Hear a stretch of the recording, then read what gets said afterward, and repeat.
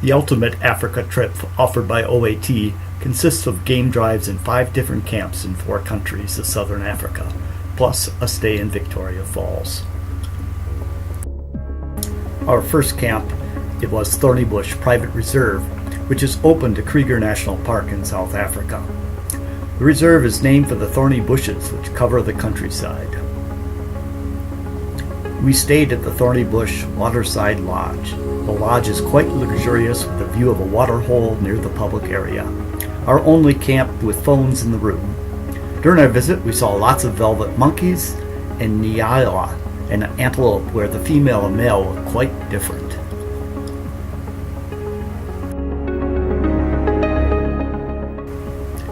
That evening, we took our first game drive. Our first wild animal sighting was a hippo headed back into the water. But our goal was to find a leopard family that had been spotted earlier. The guides found tracks on the road, and our trackers started following the tracks into the bush. But while we saw signs of a kill being dragged into the bush, we never found the leopards. Next morning, we started our drive at 6 a.m. in the dark. This would prove to be the best game drive we've ever been on. We saw all big 5, wildebeest, and a pack of wild dogs being threatened by lions. Very dangerous animal. When it's in a herd like this, not so much. They're quite relaxed, and if you make one run away from you, all of them will run away from you. But when they become alone and they fall away from the groups, that's when they become very dangerous. Can you get him? Yes, yes. I've also never seen this elephant before. If you have a look, his tip of his trunk is gone. Yes, it is. Can you see that? Yeah. He's missing the tip, which doesn't seem to hamper him or anything, but I'm sure that that was lost in a wire snare. He got a groove at the tip. He's using that now as the tip of his trunk. He's gonna put the tusk on there and break the stick. Oh, look how strong it is. Oh, that's good.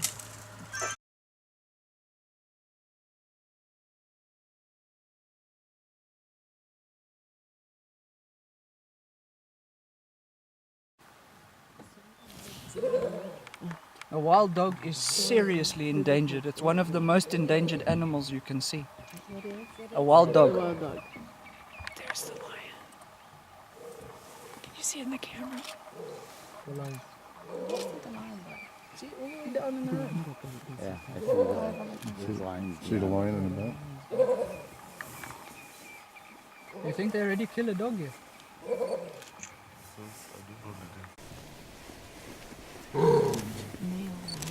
This dog is angry.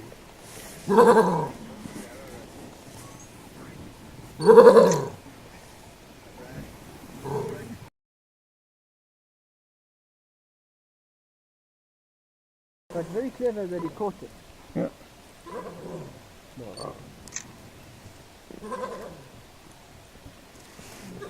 Where they are now is pretty cool because it's a place that has got nothing inside it. Just someone that's owned a bunch of land and is doing nothing with it. So there's 3 dogs here. The one side road.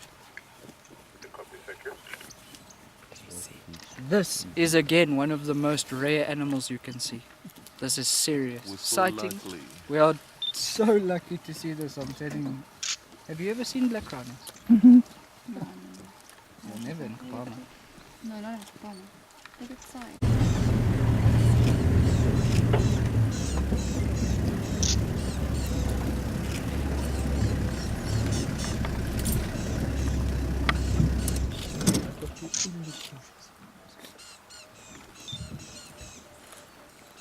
A wetland section just north of Lodge Road. North of the junction that comes with Lily Dam North.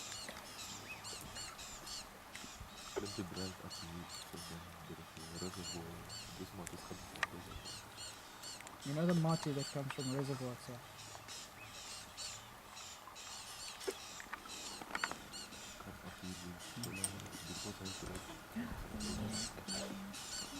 How could we top what we had seen this morning when we set out in late afternoon? We pulled up to the leopard kill we had smelled last night.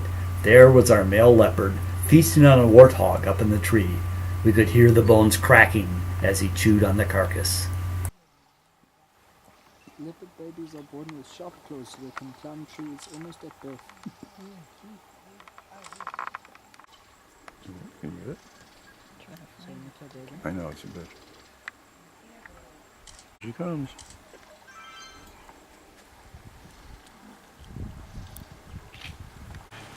Down below the tree were the female with her 2 cubs. Take photos now. Come see the other one. Oh, great pictures. See, they don't like their baby.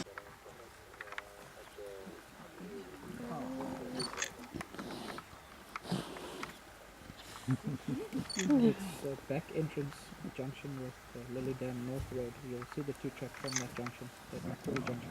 Come on. Playing with her too.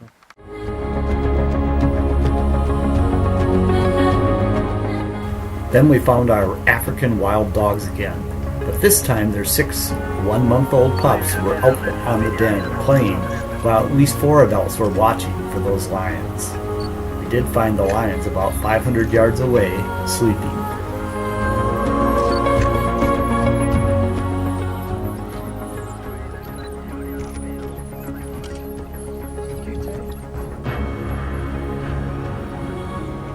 See on how high alert they are.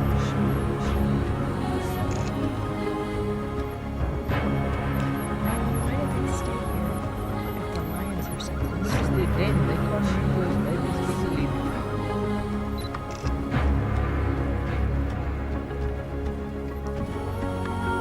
Sorry, but I think they should start making it.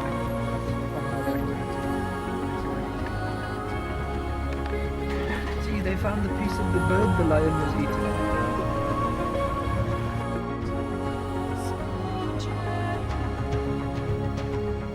Before ending our day, or our night, we came back to see the leopards in the darkness.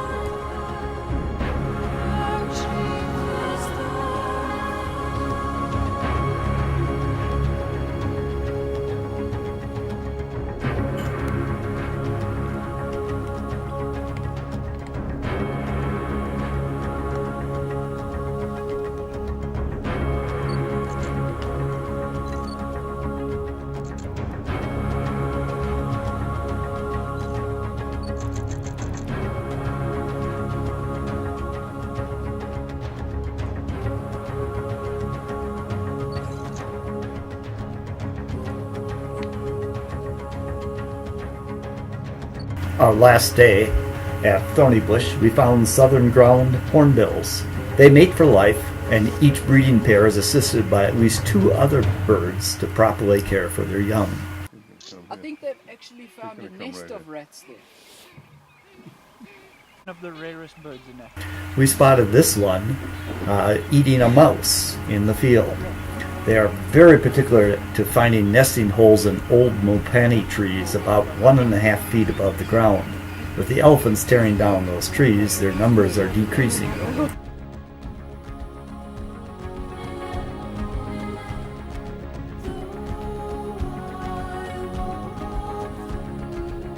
On our afternoon drive, we found 3 white rhino, a male and 2 female. At first they were in the bush and hard to see, but eventually they passed our vehicle in full view.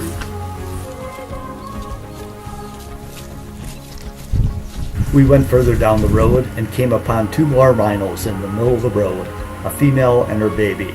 They had just laid down to take a nap, and the oxpecker birds came onto their backs.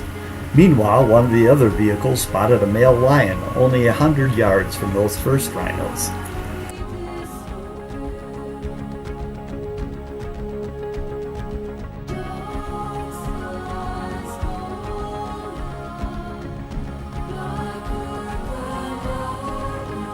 on July 10th with an uneventful morning game drive. In the afternoon, we left for Johannesburg to spend overnight and join our group. The next day, we took an 8:30 flight to Victoria Falls, where we met Sanction, our trip leader. Then to drive on to Baobab Camp, where we were going to spend the next few days. During the night, we could hear lions roaming through our camp. So next day we set out to Chobe National Park. There we saw impala, zebra, and lots of birds. But could we find those lions? Nope.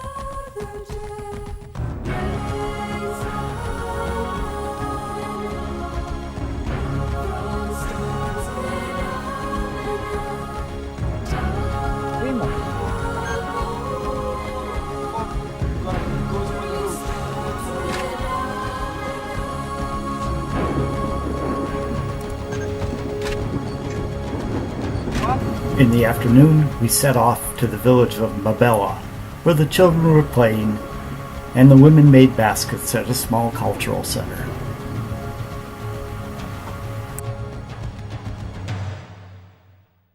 And of course, we stopped for drinks at sundown.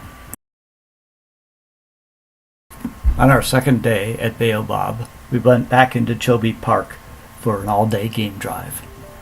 We started spotting more and more animals, particularly the birds.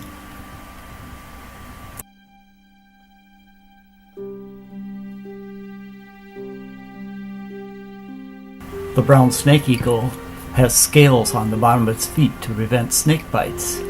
We also saw some mongoose, a little different thing to find. And our favorite bird, the lilac-breasted rower.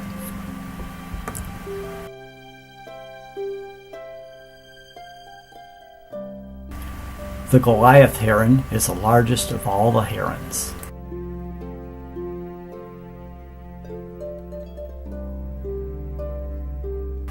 After 2 days of searching, we finally found the lions. We had to go off-road to get a close look at them.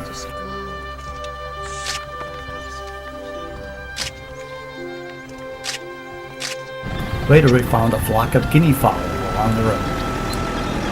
Bush chicken! Then we had our first encounter with lots of elephants.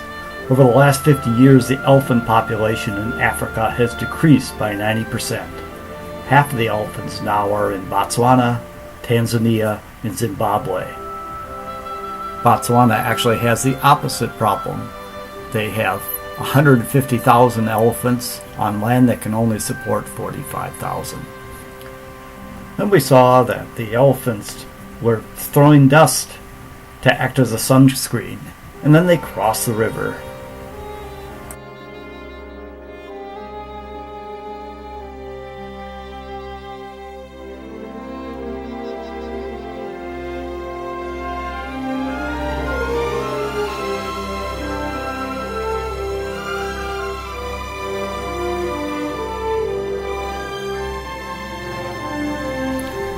Near the river, we continued on and saw a bellow of Cape buffalo. They were headed to the water, so we headed there and saw about 300 of them. Our best Cape buffalo sighting ever.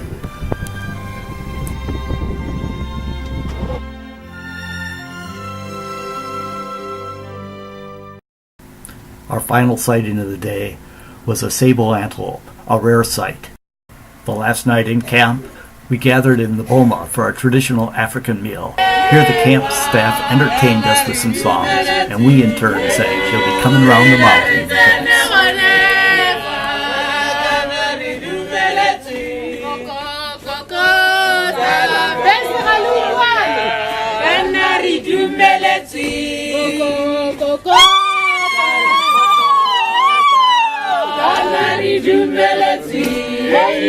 We rose the next day at 5 a.m. to fly and drive to Wilderness Tent Camp in the Okavango Delta. The delta floods twice each year, once during the rainy season and again in July and August when the rivers come down from Angola in flood condition.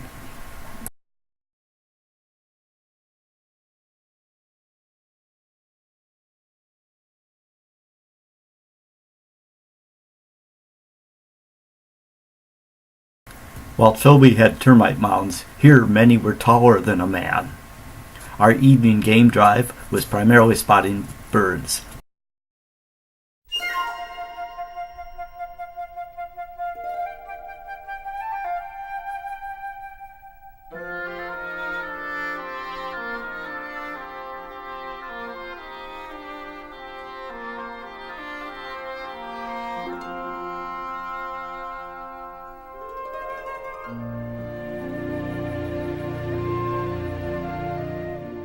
In the water we found a hammerkop.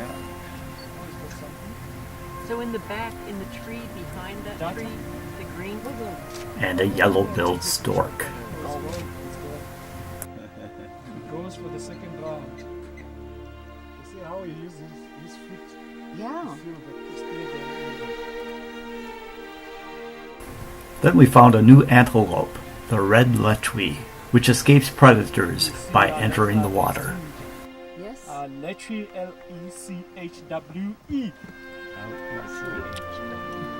So even the females have horns? No, the females, that's a bachelor group, So it's a that's boys' camp. Oh, okay. Red Lechui.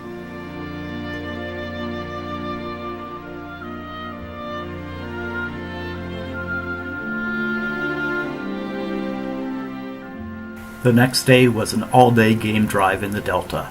Here we got close to a hyena in its den. I think they are more related to dogs. But some study has shown that they are more related to the cats than they are to dogs. We went on to visit an African wild dog den and found quite a few dogs sleeping, with the alpha male patrolling the area. When we peeked in the den, we could hear pups. We saw a female leopard and her cub.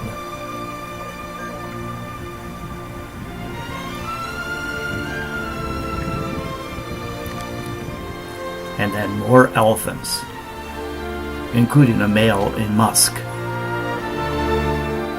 You can easily see what looks like a fifth leg.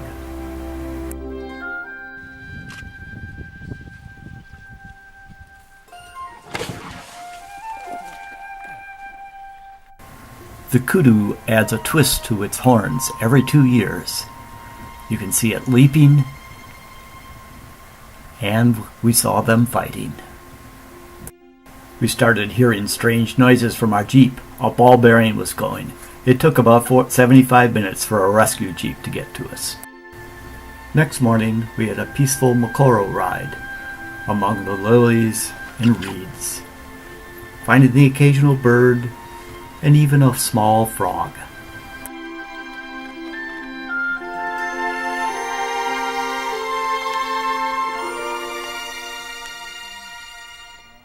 Those are lilies, eh? Yeah.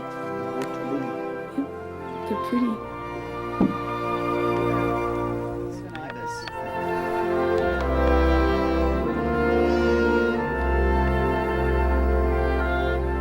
So that's an ibis. Ibis, yeah.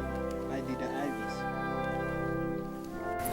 Afterwards, we came upon a group of waterbuck, called a target of waterbuck because of the circle pattern on their butts. Then we saw 2 tawny eagles building their nest.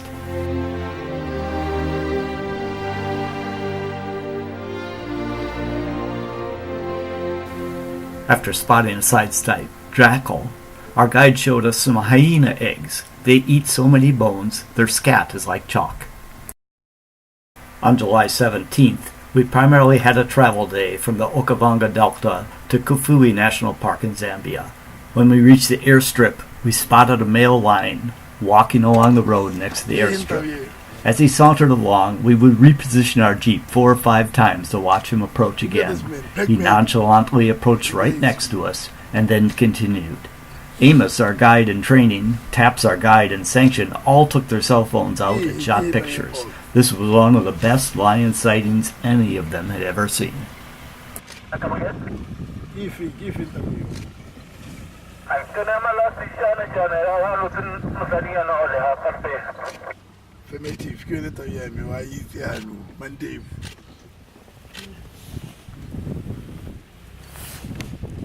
We flew back to Kasane, then began our bus ride to the ferry across the Zambezi River. The trucks taking the ferry here usually wait days to cross the river. We talked to Matilda, a lady of the night who does business with the truck drivers. We drove an hour to Livingston, a city of 300,000 with one stoplight. Here we visited a local market. The vendors were happy to talk to us and explain what they were selling. Each of the ladies got to pick out 2 yards of brightly patterned material. Then we flew to the Lufapa camp in the Kafue National Park in Zambia. We started our first game drive at sundown and stopped when we heard the bark of a Cape bush buck.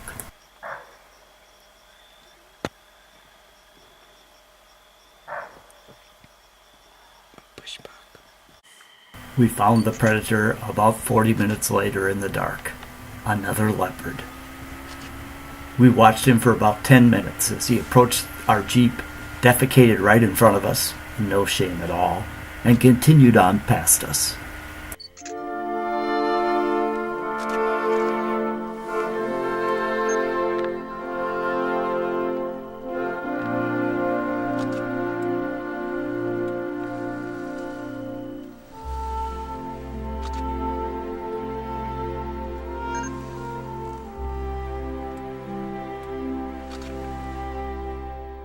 Next morning, we were introduced to a new antelope, the puku, which looks like an impala, but without the M markings on the tail and a bright white stomach.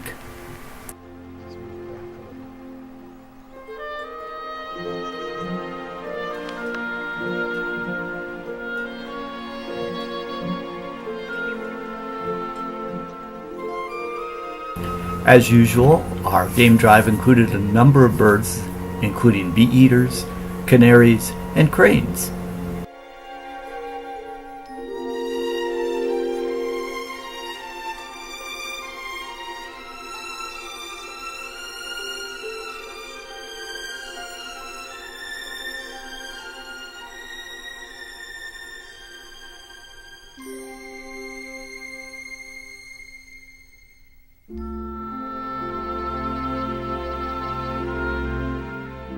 Our game drive ended with the spotting of a Tafasa waterbuck. The other vehicle had a more exciting drive. They observed how fast hippos can move in the water. Then they surprised an elephant herd which crossed the road in front of them. In the evening, we headed about 5 miles south of our camp, an hour trip, because lions had been spotted. No lion when we got there, so we slowly searched the area. As the sun set, we stopped for our break. Then we heard a lion to the west of us.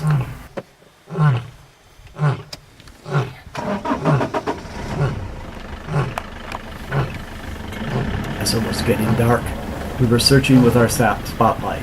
We weren't having any luck until we heard a lion grunt that seemed right next to us, but we couldn't see anything in the tall grass. Are you recording the sound? Mm-hmm. That's good.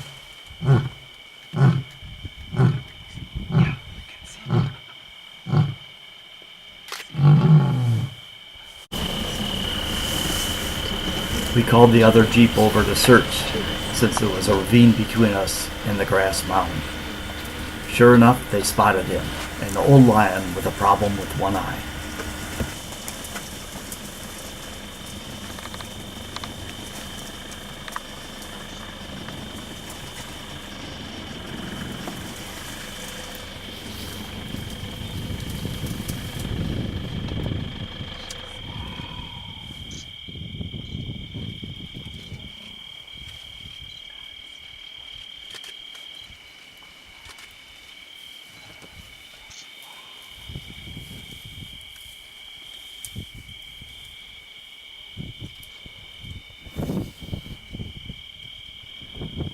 The next morning, we took a boat to spot wildlife along the Lufapa River.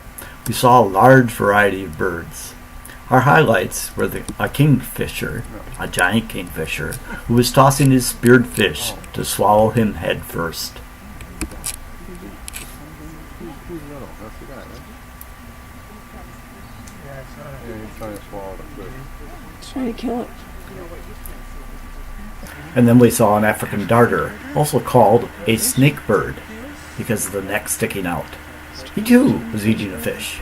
So that we can eat the head first. And miss the barbs on the tail.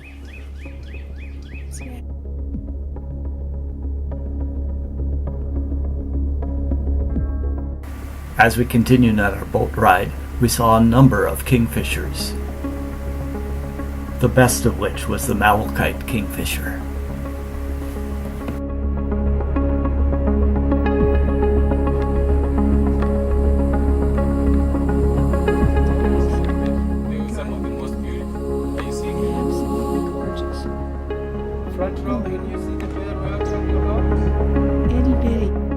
Another bird we saw around the water is the hammerkop, named because its head looks like a hammer. Our guides kid us because the hammercock's nest is so large it's like an American house. Here you see a barn owl inside one. Of course, we saw hippo tracks in the sand and lots of hippos in the water. They would periodically dive around us and then reappear with a snort, but none of them obliged us with a hippo yawn. As the weather got warmer and the river cooler, the hippos would leave the water using the hippo trails along the shore.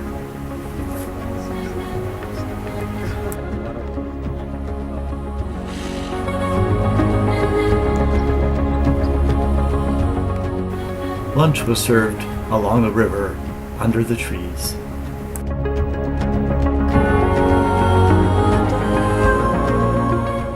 In the afternoon, the women were taught about the uses of the katange, the colorful cloth we see women using everywhere.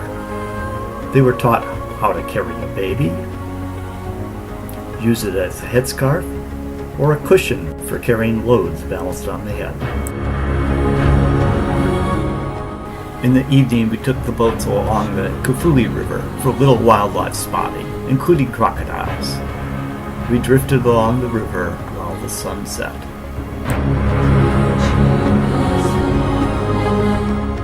The next day was our travel day from Zambia to Hwange National Park in Zimbabwe. We landed back in Livingston and then drove over the bridge over the Zambezi River with a view of Victoria Falls. In Hwange, we were again greeted with singing at the camp and a delicious dinner.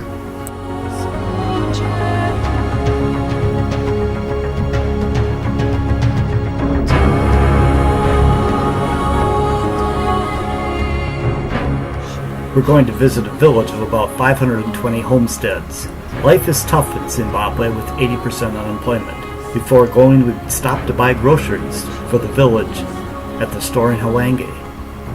This would be our gift to the people for letting us spend the morning with them. We spent most of our time at the homestead of the headman of the village. They were proud of their water tap. Each homestead has one. The bedroom and the kitchen were made by the women using termite mound bricks, topped by the men with straw roofs. After our home visit, we went to St. Mary's School, built in 1935. The school has 800 students and 24 teachers. The students sang and danced for us.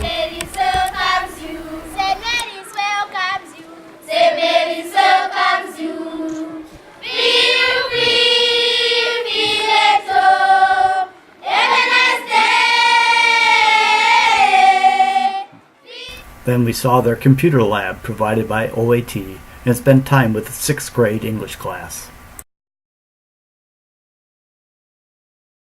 In the evening, we drove to Sinamatelo Camp with a viewpoint of the valley. From here we watched a lioness across the valley and elephants browsed through the bushes. We headed down into the valley and had an obstructed view of the lioness, but we did get a good look at the elephants.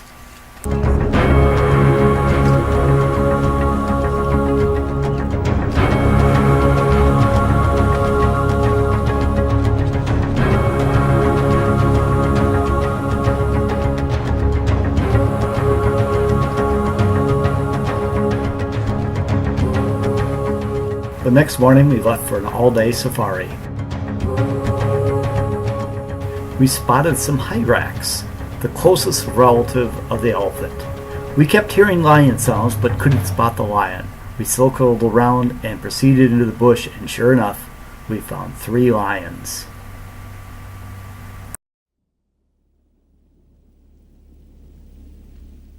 The other jeep had better luck finding elephants drinking from a water hole.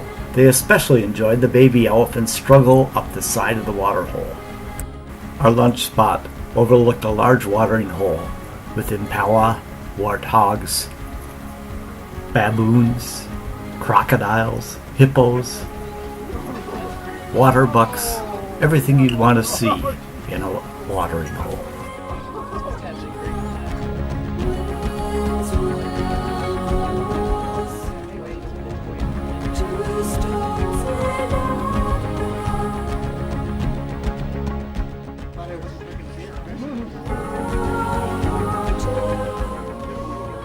Where did he go? Where did he go?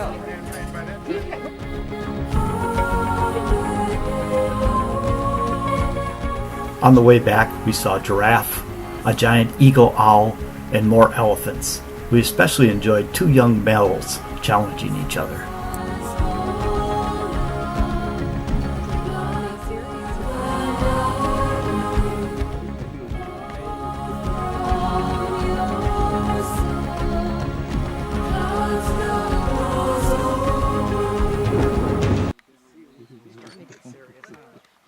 After dinner, we did our final boma.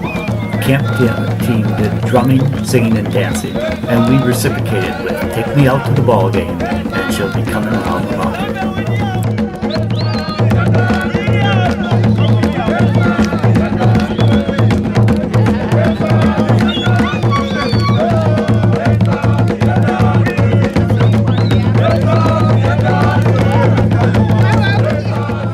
Next day, we left for Victoria Falls. Stopping in Hwange, we strolled down the church street, with churches from several Christian denominations. Many were in their Sunday best and greeted us as we passed. Some even asked to have their picture taken.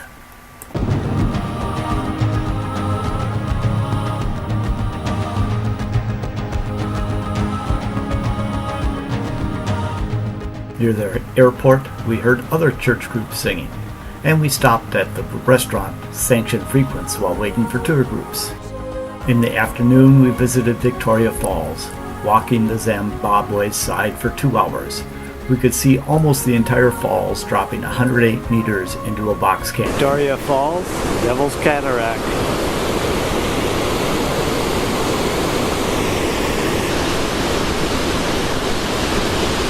Just spectacular.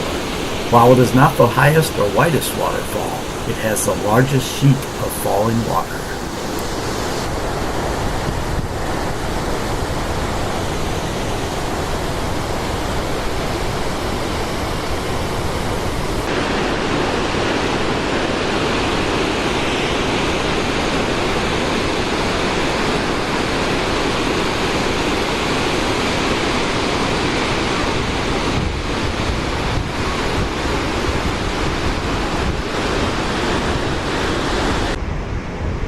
This will give you some idea of the extent of Victoria Falls.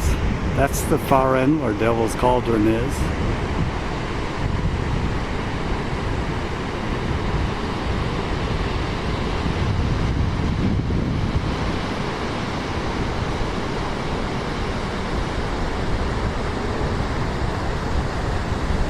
And that's the Zambezi side, or Zambia side.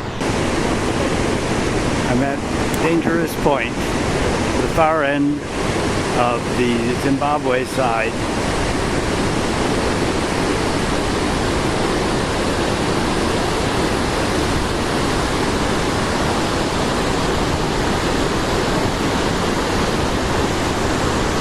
There's Zimbabwe.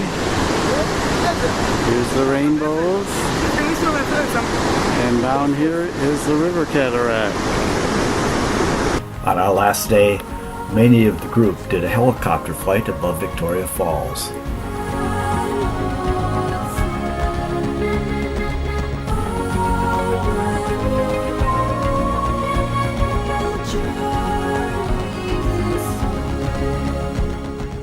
Then that evening, we had a sunset cruise on the Zambezi River, where we saw hippos and elephants. On the cruise with us was another tour group. This was their first day in Africa. They shouted in delight as they spotted the animals. It reminded us all of the wonderful animal spottings we had had on this entire trip.